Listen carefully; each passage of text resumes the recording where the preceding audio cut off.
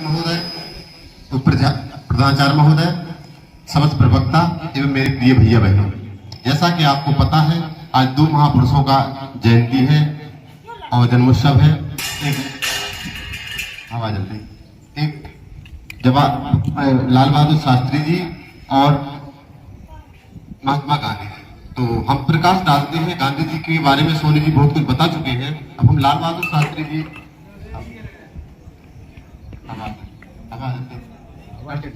जन्म मुगल सराय में 2 अक्टूबर 1904 में हुआ था। राम दुलारी और शारदा प्रसाद जी इनके पिताजी थे, श्रीवास्तव थे। इसके बाद इन्होंने इनके घर की जो आर्थिक हालत थी वो बचपन में ठीक नहीं थी। गरीबी के कारण पढ़ने में बड़ा परेशानी हुई। कहते हैं कि गंगा पार ये तैर के जाते थे, मतलब गंगा जी नाव के लिए भी पैसे नहीं थे। गरीबी में जूझते हुए इन्होंने अपनी शिक्षा दीक्षा इलाहाबाद में पूरी की। इसके बाद इन्होंने गांधी जी और सुभाष बाबू को पढ़ा और उनको जाना और उनसे प्रभावित होकर एक स्वतंत्रता आंदोलन में कूद पड़े। भारत छोड़ो आंदोलन में महात्मा गांधी के साथ रहे। इसके बाद उनके कई आंदोलनों में इन्होंने सहयोग किया। भारत देश जब स्वतंत्र हुआ तो भारत के द्वितीय प्रधानमंत्री बने और नेहरू जी के बाद इन्हें प्रधानमंत्री बनाया गया। उस समय डॉक्टर सर्वपल्ली जिनकी फोटो बगल में लगी है, आप लोग देख रहे हैं, वो उस समय राष्ट्रपति थे।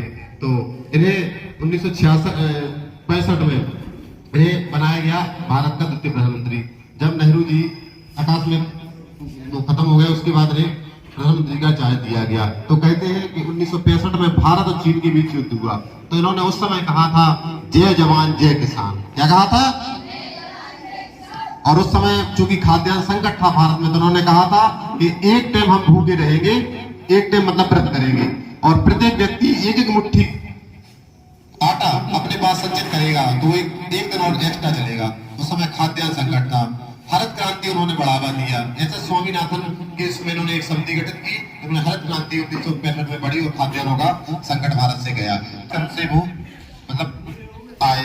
इसके बाद इन्होंने जो काम किया बहुत ईमानदारी से किया। कुछ स्टोरी कहानियां इनके बारे में हमें बड़ी अच्छी लगेगी। जब पहली बार विदेश यात्रा पे अमेरिका गए ये तो इनके पास पहनने के लिए कोट नहीं था।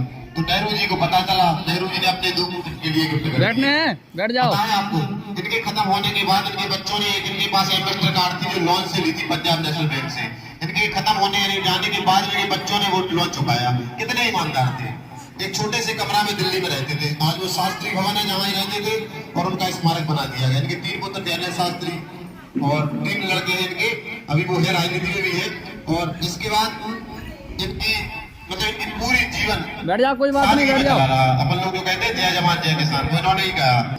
इनके पिताजी दीवान थे, दीवान मोहनदास। इनकी माँ का नाम पुतलीबाई था। इनका जन्म इनके पिताजी जो राजकोट रियासत है उसके दीवान थे।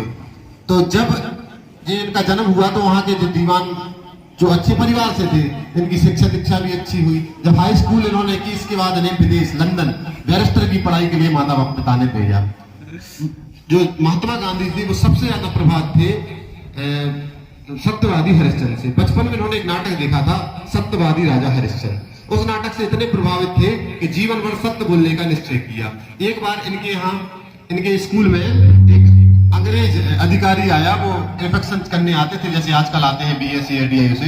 तो उस समय वो अधिकारी आया तो कहते हैं उस अधिकारी ने एक स्पेलिंग इनसे कहा कि आप क्लास टीचर ने कहा कि स्पेलिंग सही कर लो, लेकिन इन्होंने कहा नहीं जो गलत है तो गलत है। उस पर विवाद भी हुआ लेकिन वो सत्य से नहीं डिगे।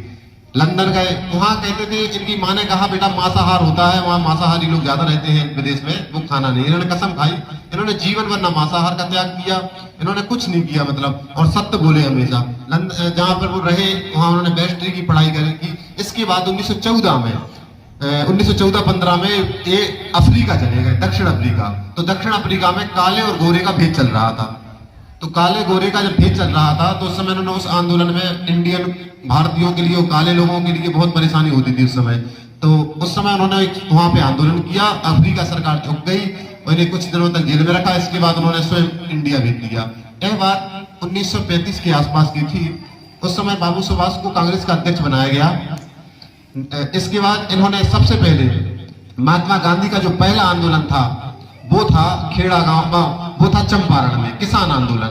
वहां के जो डॉक्टर राजेंद्र प्रसाद जो राष्ट्रपति रहे पहले, नटराज प्रसाद जी ने बुलवाया और एक दो जने और थे, एक तिवारी जी थे, दो तीन लोग, उन्होंने बुलवाया और कहा बाबू जो जो आंदोलन था वो था नील आंदोलन। तो इन नील आंदोलन में सबसे पहला आंदोलन था। इसके बाद भारत छोड़ो सबसे बाद में, असहयोग आंदोलन 1930 में।